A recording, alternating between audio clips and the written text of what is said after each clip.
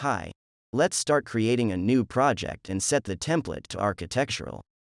Let's insert our CAD file to our project and follow our settings.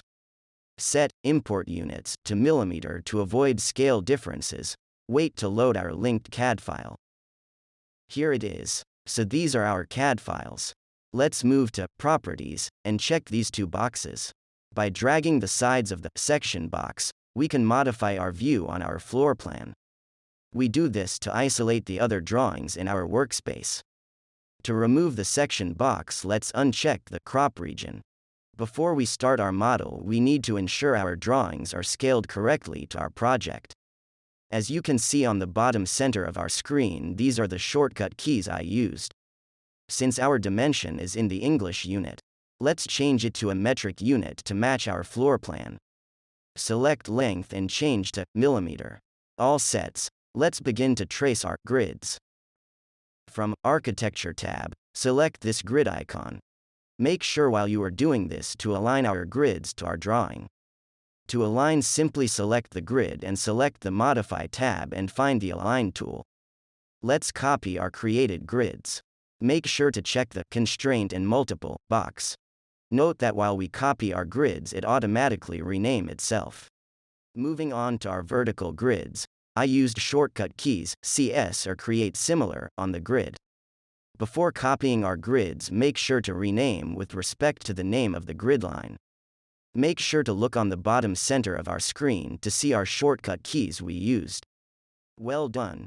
To verify our work, select Visibility Graphics or VG. And uncheck the All Linked file. Since our grids are not aligned to each other, let's fix these grids. Moving on to our elevation. Select this north elevation icon. Let's insert a CAD file, similar to the method we applied on a recent view. Select these three icons at the bottom of the screen, and click this icon to unpin the linked CAD. Now we can move it to our project grids and levels and align it. Again, let's hide the other drawings. The same method we applied recently on our floor plan. Uncheck this section box and let's proceed to the next one. Since the names of levels overlap, by changing the scale of the view, can help us to reduce the size of the texts. Now, we can start copying the levels. Make sure to align it. Next, we need to rename the levels similar to the drawings. This prompt is notifying us that the name on Project Browser here at the left panel will change at the same time. Since we are setting up the levels, we can select Yes for now. Observe that the third level does not provide a prompt because the level 3 is not existing to our project browser. After renaming our levels, now we need to double-check our work. Let's remove the linked CAD file.